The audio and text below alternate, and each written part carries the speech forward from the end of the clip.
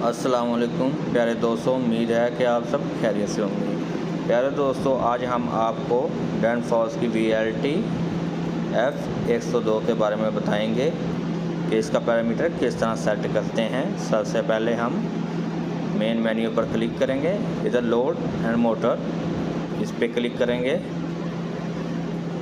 और अब motor data पर नीचे लाकर ओके से प्रेस करेंगे और हमारे मोटर की पावर शो हो जाएगी जो हमने 5 किलोवाट रखी हुई है और हमारी मोटर के वोल्टेज 400 वोल्ट हैं और इससे आगे हमारी फ्रीक्वेंसी आ जाएगी हर्ट्ज 50 है, मोटर एम्पेयर जो कि करंट की सूरत में लिखे हुए हैं। यहाँ हमारे RPM आ जाएंगे जो मोटर के हैं, हम इधर 1450 कर देंगे।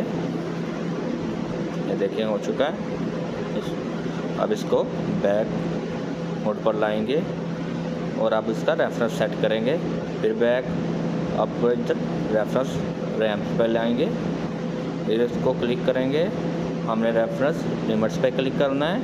ये हमारे मैक्सिमम डिफरेंस 45 हर्ट्ज रखे हुए हैं और मैक्सिमम डिफरेंस 50 हर्ट्ज रखे हुए हैं। अब हम अपने रैम्प टाइम को सेट कर लेते हैं। अप टाइम 10 सेकंड रखा हुआ है, जितनी जल्दी मोटर हमारी रन हो जाए। अब इसका डाउन टाइम हमने 10 सेकंड रखा हुआ है, यानी जितनी देर से मोटर बंद हो। अब इसको रन कर दिया, जैसा कि ये 50 हर्ट्ज हो चुके हैं और शरिया कुछ लोड ले रहा है हमारी मोटर। तो प्यारे दोस्तों, उम्मीद है कि हमारी आज की वीडियो आपको अच्छी लगी होगी।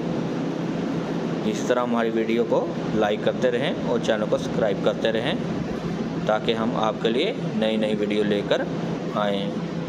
मिलते हैं अगली वीडियो के साथ। अल्लाह हाफिज़।